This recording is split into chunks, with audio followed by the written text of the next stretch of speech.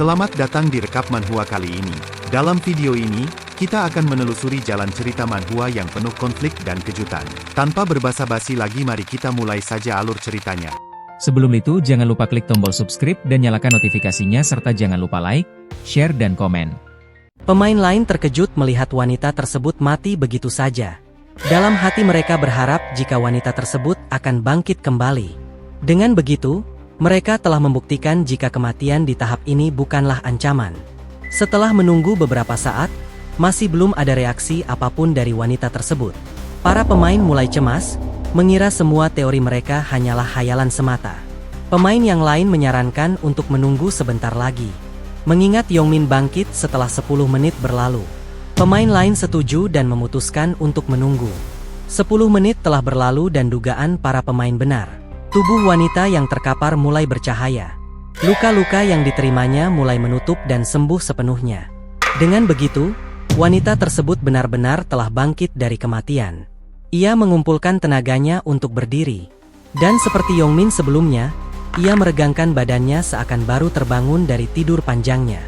Namun wanita tersebut segera tersadar apa yang terjadi kepadanya. Ia berbalik dan menunjuk pria yang menyerangnya dari belakang tadi. Ingin menuntut balas atas segala perbuatan yang dilakukannya kepadanya. Pria tersebut tidak ingin memberikan kesempatan kepada pemain wanita untuk melancarkan serangan balasan. Alhasil pria tersebut bergerak dahulu berniat ingin kembali menghabisi wanita tersebut.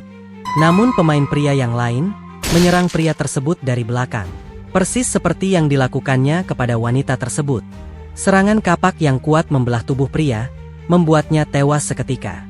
Meskipun segalanya telah terbukti, para pemain tetap ragu untuk saling menghabisi. Ada yang bahkan mual melihat kejadian yang tidak beradab tersebut. Tapi manusia tetaplah manusia, mereka mudah terbawa suasana dan memperlihatkan kegilaan mereka. Salah satu pemain memulai aksinya dengan menusuk pemain lain. Ia tidak peduli dengan moralitas dan hanya ingin menyelesaikan misi untuk bertahan hidup. Melihat kejadian tersebut, pemain lain juga melakukan hal yang sama. Akhirnya pembantaian antar sesama pemain resmi dimulai. Suasana kini mulai kacau. Persis seperti yang Ryumin harapkan. Para pemain mulai saling bertarung satu sama lain. Cacian dan makian terdengar di segala penjuru, begitu juga suara dentingan senjata para pemain yang dapat terdengar dengan jelas. Melihat segalanya telah dimulai, Ryumin mengeluarkan senjatanya dari tempat penyimpanan. Kini ia tidak memiliki alasan untuk menahan diri. Para pemain menyadari Ryumin yang akan melakukan pergerakan. Mereka sempat panik Ryumin akan bergabung dalam medan tempur. Sayangnya kekhawatiran mereka kini menjadi kenyataan. Tebasan berskala luas, menghabisi beberapa pemain yang ada di depan Ryumin sekaligus. Suasana putaran keempat kini telah berubah menjadi medan pertempuran. Tidak ada pemain yang bisa menebak dengan sempurna dari arah mana serangan akan datang. Namun hal tersebut tidak berlaku bagi Ryumin. Ia telah membeli skill yang dapat mendeteksi hawa keberadaan. Ia mendeteksi adanya 3 pemain yang akan memanfaatkan kekacauan tersebut untuk menyerangnya secara diam-diam. Para pemain yang ingin menyergap Ryumin melesat maju secara bersamaan ke arahnya. Dan seperti yang telah kita duga, nasib mereka berakhir hanya dalam beberapa detik saja. Ryumin menyadari ada seorang pemain berbakat yang sedang menghabisi pemain lain dengan brutal menggunakan kapaknya. Ryumin mengenalnya. Pria dengan nama karakter naga hitam. Nama yang cukup norak, namun kemampuan yang dimilikinya sangat cocok untuk putaran keempat. Dilihat dari gelapnya warna nama karakter pria tersebut, Ryumin dapat memperkirakan jumlah pemain yang telah ia habisi. Pria tersebut tertawa puas dengan pencapaiannya. Ia membuka panel sistem untuk memeriksa bonus atribut yang ia dapatkan. Dari sana, kita dapat melihat kekuatan yang didapatkan oleh pria naga hitam berupa batu penyerapan. Ketika membunuh musuh, pengguna akan mendapatkan statistik acak. Penyerapan akan semakin besar tergantung dengan level musuh. Pria tersebut terus menghabisi para pemain lain untuk mengumpulkan batu penyerapan.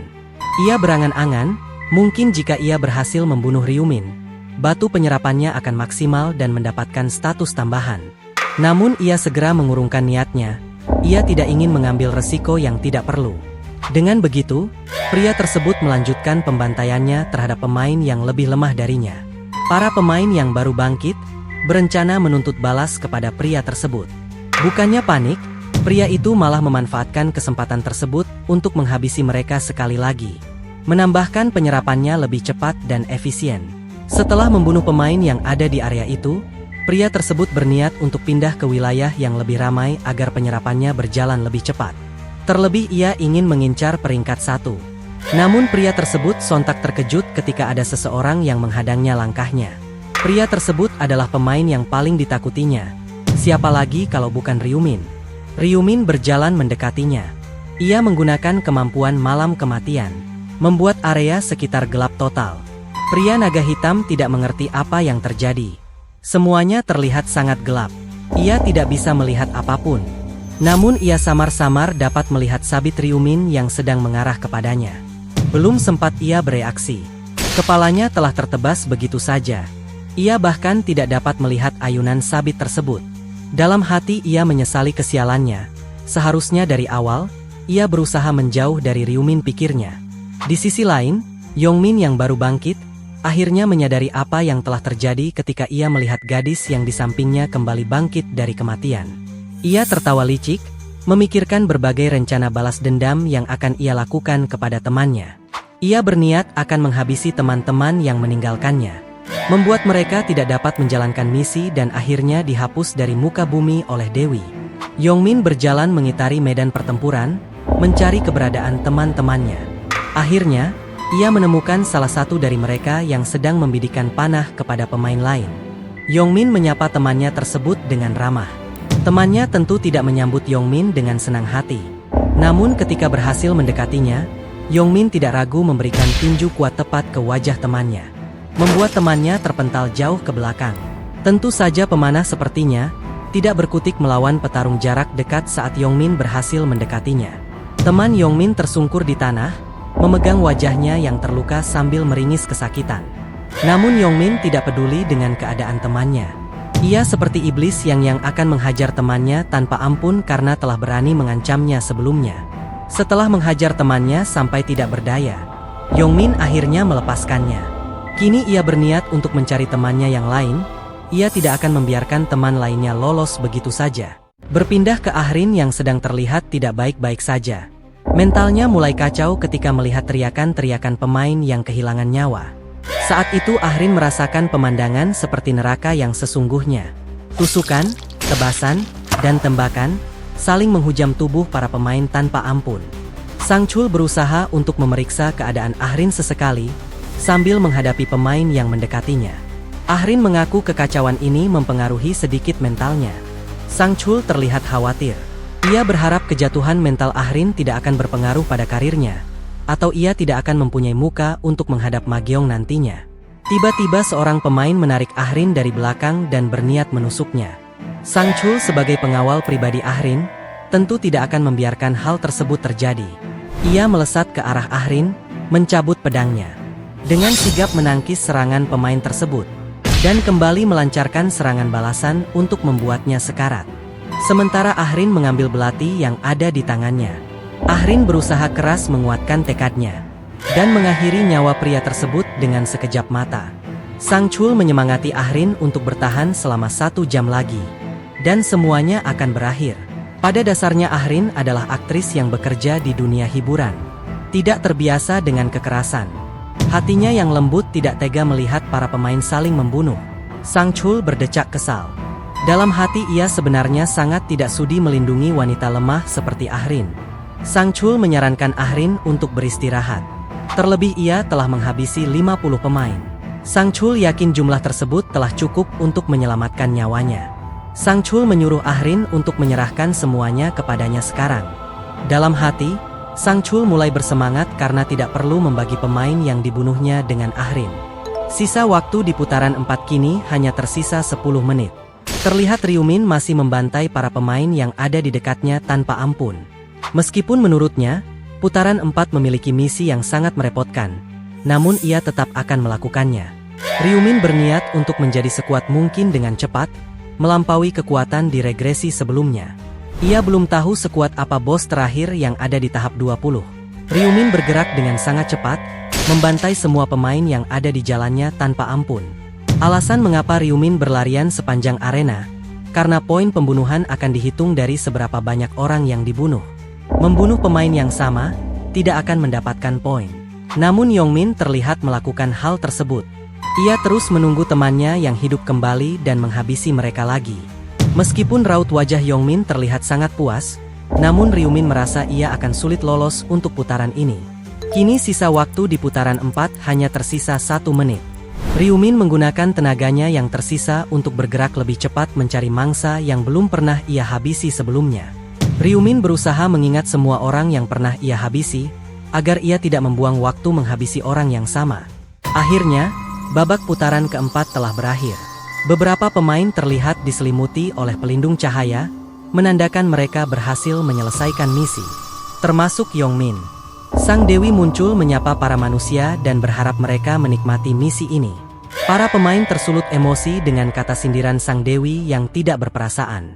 Sebelum penilaian dimulai, Sang Dewi akan menghidupkan kembali seluruh pemain terlebih dahulu. Terlihat pemain yang dihabisi sebelum putaran berakhir kini telah bangkit kembali. Termasuk teman Yongmin. Teman Yongmin yang baru tersadar, kini berniat menuntut balas. Namun hal tersebut dicegah oleh dinding penghalang yang diciptakan Sang Dewi. Sang Dewi murka melihat keributan para pemain yang ingin menuntut balas.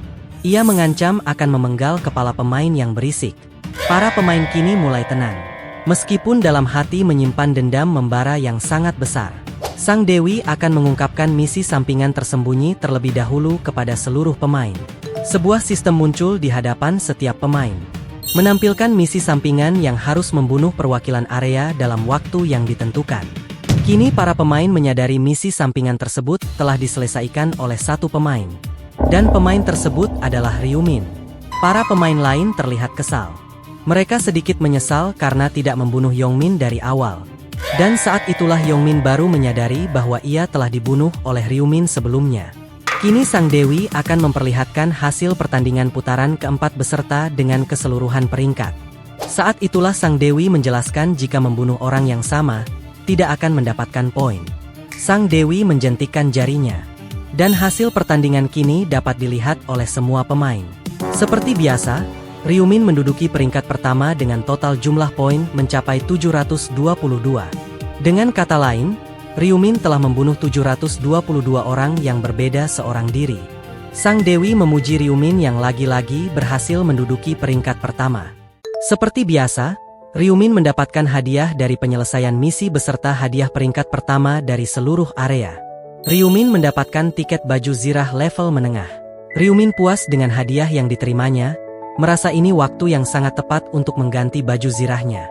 Tanpa menunggu lama, Ryumin segera menggunakan tiket tersebut dan memilih hadiah nomor 2 tanpa berpikir lebih lama, mengingat ia telah mengetahui statistik dan efek dari baju tersebut. Baju zirah ringan yang memiliki efek penambahan statistik ketangkasan sebesar 4 poin dan kecepatan serangan sebesar 5%. Memiliki nilai pertahanan yang cukup bagus. Setelah memilih baju zirah, Ryumin menggunakan hadiah spesial yang lainnya. Hadiah tersebut memberikan 3 opsi yang dapat dipilih, meningkatkan statistik sebesar 50%, mendapat 5.000 emas atau informasi tentang putaran kelima.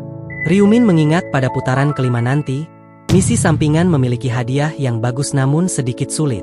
Untuk mengatasi hal tersebut, Ryumin memilih hadiah peningkatan statistik sebesar 50%. Ini dapat membantunya menyelesaikan misi sampingan dengan mudah. Setelah membagikan informasi peringkat dan hadiah, kini Sang Dewi akan memusnahkan para manusia yang gagal menyelesaikan misi. Sang Dewi tidak bisa menyembunyikan ekspresinya saat melihat manusia-manusia yang tidak berguna lenyap di hadapannya. Para pemain yang gagal mulai panik. Ada yang pasrah menerima nasibnya. Ada juga yang memohon kepada Sang Dewi untuk memberinya kesempatan lagi. Teman Yongmin juga merupakan salah satu dari para pemain yang gagal. Dan perlahan tubuhnya mulai lenyap di hadapan Yongmin. Bukannya terlihat menyesal dengan perbuatannya, Yongmin malah terlihat puas melihat temannya sendiri musnah di hadapannya. Ahrin menutup telinganya, tidak ingin mendengar teriakan putus asa dari para pemain yang mulai menghilang. Ryumin hanya mendoakan para manusia yang gagal. Hati nuraninya sedikit menyesal akan pengorbanan mereka yang sia-sia. Namun ia juga tidak memiliki cara untuk menyelamatkan semua orang. Kini putaran keempat resmi selesai. Pemain yang selamat kini tersisa 521 orang. dan para pemain akan dipindahkan kembali ke bumi. Malam hari ditemani cahaya rembulan yang indah, tepatnya di kediaman Mageong. Sang Chul buru-buru mendatangi kediaman Mageong. Ia mendobrak masuk ke dalam ruangan Mageong untuk memastikan keadaan bosnya. Mageong terkejut melihat Sang Chul yang tiba-tiba datang tanpa dipanggil. Sang Chul meminta maaf karena menerobos masuk. Ia hanya ingin memastikan keadaan Mageong secara langsung. Mageong tertawa melihat Sang Chul yang khawatir berlebihan. Terlebih Sang Chul dapat melihat daftar peringkat sebelum kembali ke bumi. Meskipun perkataan Mageong masuk akal, Sang Chul tidak akan tenang sebelum memastikannya secara langsung. Terlebih putaran keempat sangatlah brutal. Mageong mengakui hal tersebut. Itulah alasan mengapa ia langsung berbaring di tempat tidur. Mentalnya terlalu lelah menghadapi kejadian yang mirip seperti neraka tersebut. Meskipun begitu, ia tidak menyangka Ryumin dapat membunuh 722 orang sendirian. Mageong bahkan meragukan identitas asli Ryumin yang bukan lagi seorang manusia. Sang Chul berasumsi Ryumin merupakan anggota pasukan khusus yang telah terbiasa menghadapi situasi peperangan seperti itu. Mageong semakin penasaran ingin bertemu dengan Ryumin. Ia mengutarakan niatnya yang ingin mengajaknya bekerja sama. Maka tidak ada yang perlu ia khawatirkan lagi di dunia ini. Mageong bahkan berniat bertanya tentang sabit hitam kepada peramal Ryumin. Mageong tidak tahu jika mereka adalah orang yang sama. Sang Chul tidak menyangka putaran keempat sesuai dengan yang dikatakan peramal Ryumin. Ia awalnya skeptis dan mengira Ryumin hanya berniat menipu mereka. Namun kali ini segalanya telah dibuktikan dengan jelas. Mageong setuju dengan pendapat Sang Chul. Namun Sang Chul masih ragu apakah Mageong akan merubah nama perusahaannya begitu saja. Jawaban Mageong sungguh sangat tidak terduga. Ia tidak begitu peduli dengan perusahaan sekarang. Ia lebih berfokus untuk membawa Ryumin ke pihaknya bagaimanapun caranya. Ia menyuruh Sang Chul untuk tidak meremehkan Ryumin atau termakan harga dirinya hanya karena Ryumin masih muda. Ia adalah orang yang mengerikan. Dengan menjalin hubungan baik dengannya, mereka akan mendapatkan manfaat yang tidak bisa mereka bayangkan. Terutama dalam hal bertahan hidup di dalam dunia permainan. Sang Chul dengan hormat menyetujui semua permintaan Mageong. Dengan begitu malam pun berlalu begitu saja. Keesokan harinya, Mageong kembali memanggil Sang Chul. Ia berniat mengadakan pesta jamuan untuk merayakan keselamatan mereka. Ia berniat mengajak Ryumin dan keluarganya. Bahkan Mageong ingin mengundang Ahrin, berniat menggunakan Ahrin untuk mendekati dan menghibur Ryumin. Sementara di sisi lain, orang yang sedang dibicarakan, terlihat sedang menunggu seseorang di samping sebuah kafe dengan mobil mewahnya yang terparkir di pinggir jalan. Tidak berselang lama, Julie datang menghampiri Ryumin dan menyapanya sambil memuji penampilannya yang tampan. Ryumin juga memuji Julie yang terlihat cantik. Ryumin ingin merayakan keselamatan mereka dengan mengajak Julie makan siang bersama. Akhirnya mereka masuk ke dalam mobil dan berangkat menuju ke sebuah restoran yang cukup terkenal. Julie berterima kasih kepada Ryumin. Berkat dirinya, ia dapat menyiapkan mental dan menyelesaikan misinya tepat waktu. Ryumin juga berterima kasih kepada Julie karena telah mempercayainya. Julie yakin ia tidak akan selamat jika Ryumin tidak memberitahunya untuk membunuh setidaknya 30 pemain sebelum waktu habis. Ryumin hanya diam saja. Dalam hati ia tahu meskipun ia tidak membantu Julie, ia tetap akan melewati tahap keempat. Hal itu dibuktikan pada regresi sebelumnya. Sesampainya di tempat tujuan, Ryumin memesan banyak makanan lezat untuk mereka santap. Namun Julie terlihat murung. Ia terlihat memikirkan banyak hal. Ryumin yang dapat membaca isi hati seseorang, mengetahui bahwa Julie merasa bersalah karena telah membunuh banyak orang di putaran keempat. Ryumin memancing Julie untuk bercerita alasan dirinya murung. Julie mengaku tidak nafsu makan. Ia teringat dengan orang-orang yang ia habisi di putaran sebelumnya. Ryumin menasehati Julie agar tidak membebani dan menyalahkan diri sendiri. Lagi pula hal itu bukanlah kehendak hati Julie sendiri, melainkan hal yang dipaksakan agar ia dapat bertahan hidup. Meskipun Julie membenarkan apa yang dikatakan Ryumin, tetap saja ia merasa tindakan pembunuhan adalah hal yang tidak manusiawi. Ryumin kesal dan memarahi Julie yang berpikir secara naif.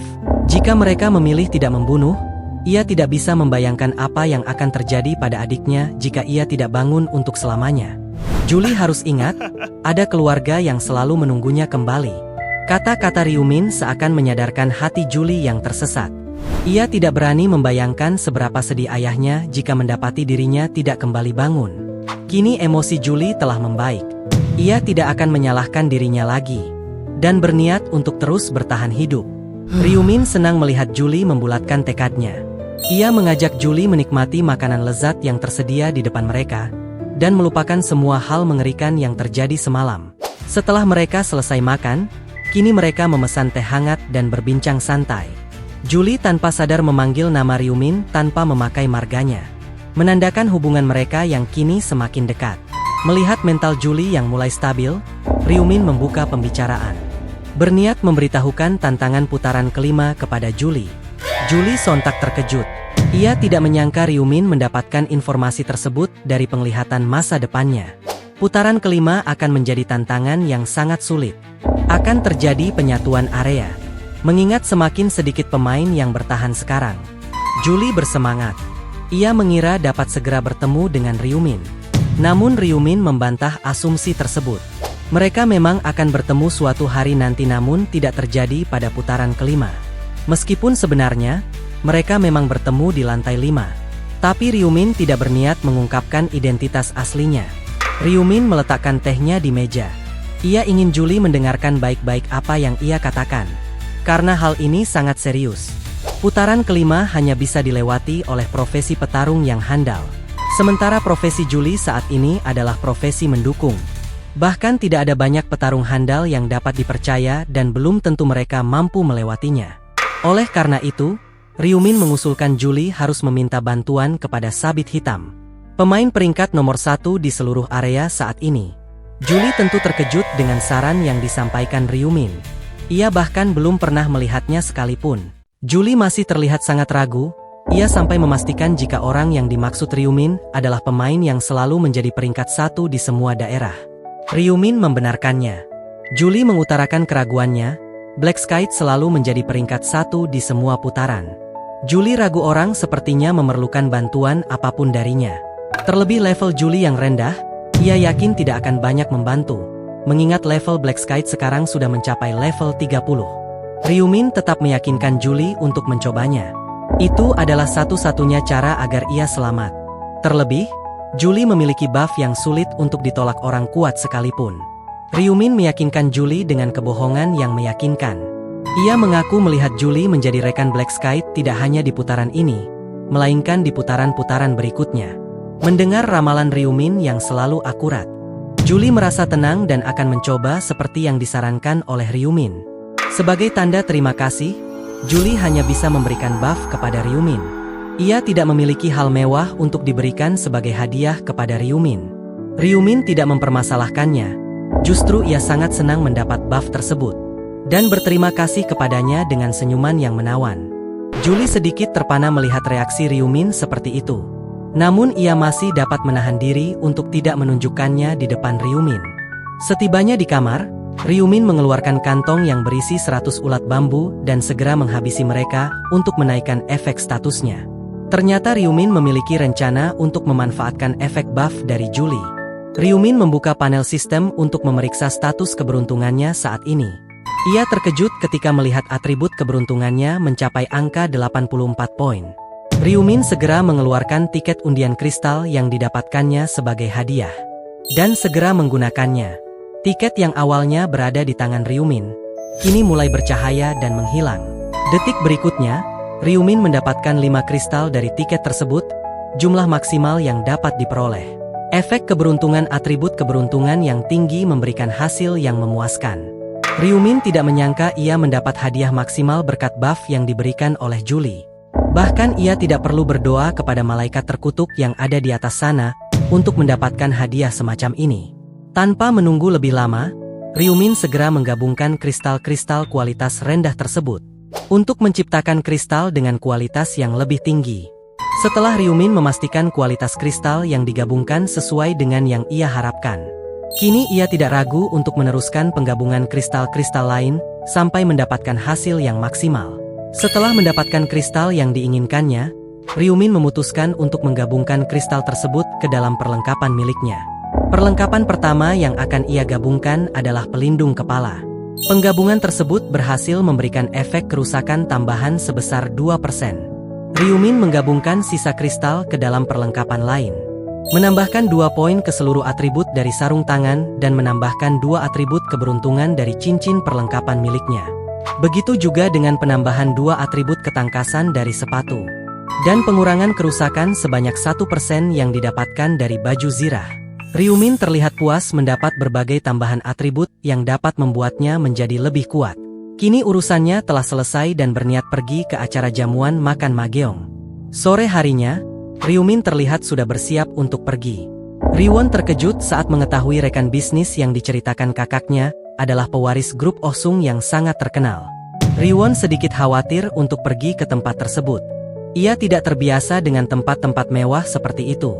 Namun Ryumin menenangkannya karena Mageong memperbolehkannya membawa Riwon. Tiba-tiba bel pintu berbunyi.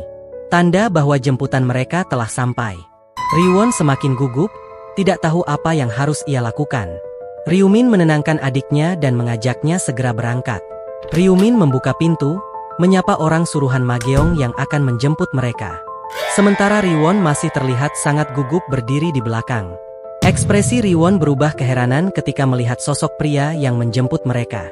Ia adalah pengawal yang dijumpai Riwon saat sedang membagikan kue beras ke rumah Ahrin sebelumnya. Sang Chul menyapa mereka dengan hormat dan berniat menjemput mereka atas perintah bosnya. Ryumin memperkenalkan adiknya kepada Sang Chul. Riwon terlihat takut kepada Sang Chul mengingat sikap dingin yang ia tunjukkan saat pernah mengusir mereka dari kediaman Ahrin sebelumnya.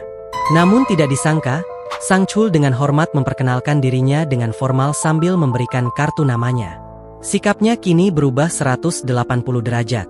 Ia bahkan meminta maaf atas tindakan kasar yang ditunjukkannya sebelumnya. Riwon hanya terdiam kebingungan melihat sikap yang ditunjukkan Sang Chul. Ia seperti orang yang berbeda. Sang Chul memecah lamunan Riwon dengan mengajak mereka segera berangkat ke acara perjamuan.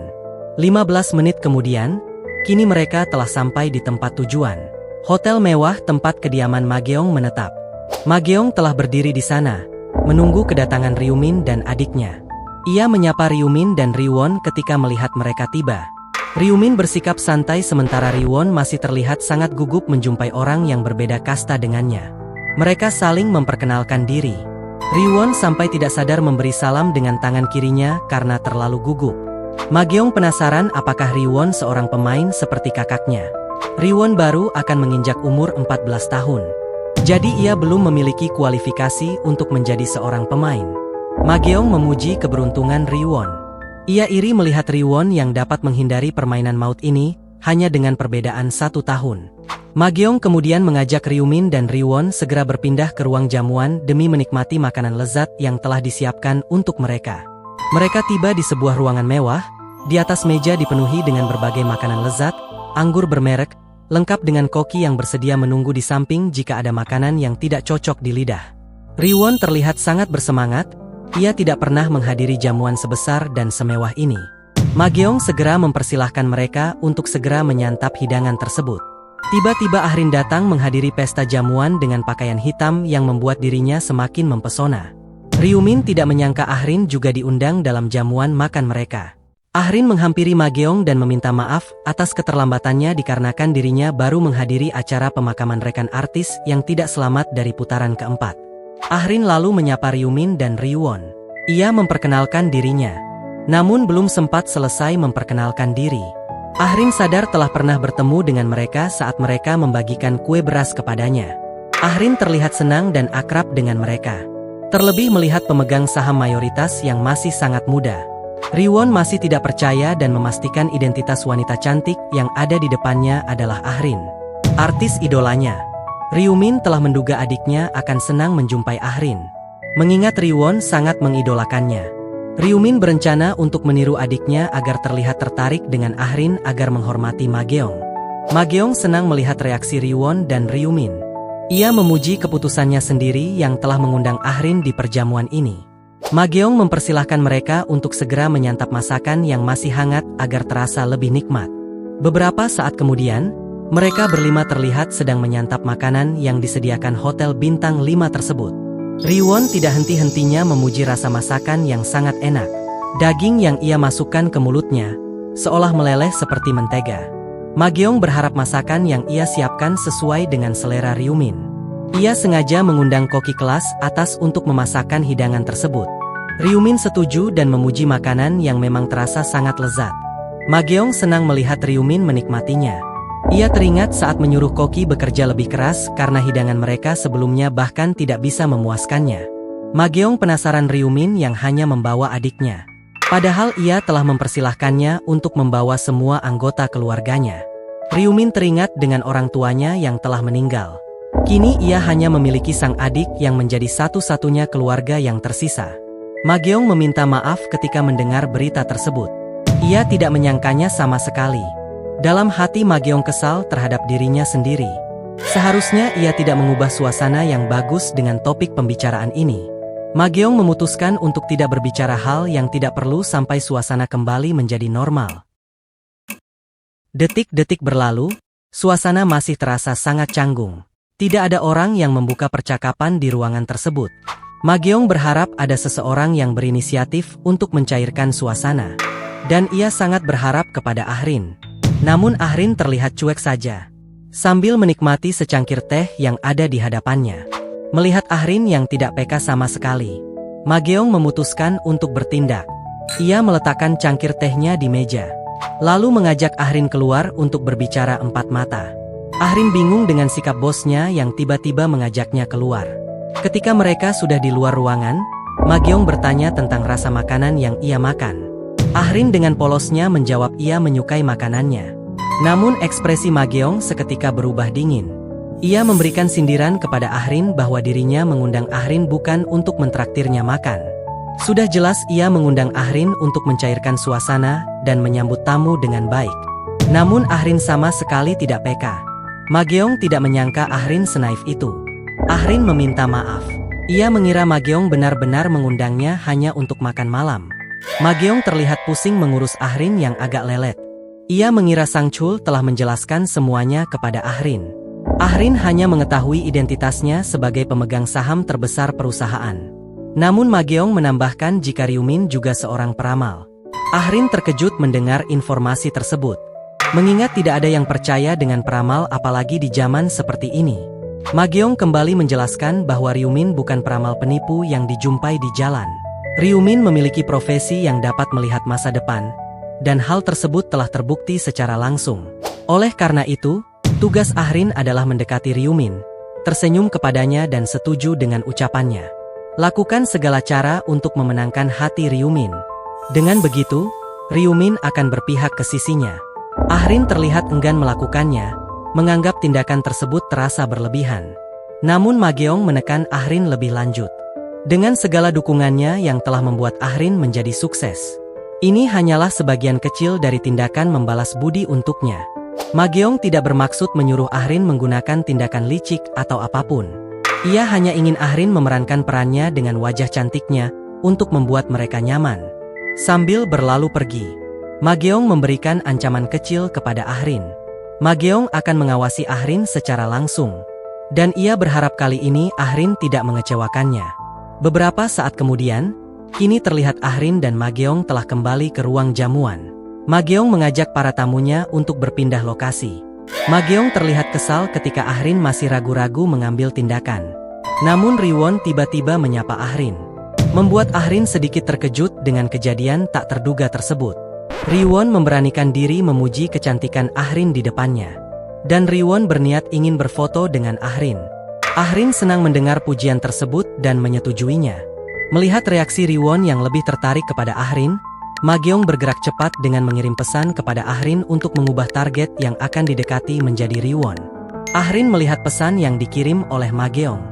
Dalam hati Ahrin merasa sangat enggan dan merasa bersalah. Ia tidak ingin membodohi penggemarnya dengan maksud tertentu. Ryumin yang sedari tadi mendengar suara hati percakapan mereka. Mengetahui dengan jelas niat dan maksud Mageong. Terlebih saat Mageong berpikir untuk mengambil hati adiknya agar Ryumin mendukungnya sepenuh hati. Mageong mempersilahkan mereka untuk masuk ke ruangan VIP yang telah disiapkan sebelumnya. Ruangan tersebut terlihat sangat mewah dan bagus dengan desain merah cerah yang elegan. Riwon memuji selera desain interior Mageong yang luar biasa. Mageong tersipu mendengarnya dan berusaha merendahkan diri. Ryumin tiba-tiba memotong percakapan mereka. Ada sesuatu yang ingin ia bicarakan dengan Mageong secara empat mata. Ia meminta tolong kepada Ahrin untuk menemani adiknya berfoto dengannya. Akhirnya Riwon dan Ahrin keluar ruangan, meninggalkan mereka berdua yang akan melakukan pembicaraan serius. Setelah Riwon dan Ahrin keluar dari ruangan, Ryumin dengan nada yang sedikit kesal memanggil Mageong. Dengan ekspresi yang tegas dan menyeramkan, Ryumin mengingatkan Mageong jika dirinya bukanlah orang yang gampangan. Mageong terlihat gugup namun ia belum mengerti apa yang dimaksud Ryumin sampai membuatnya begitu kesal.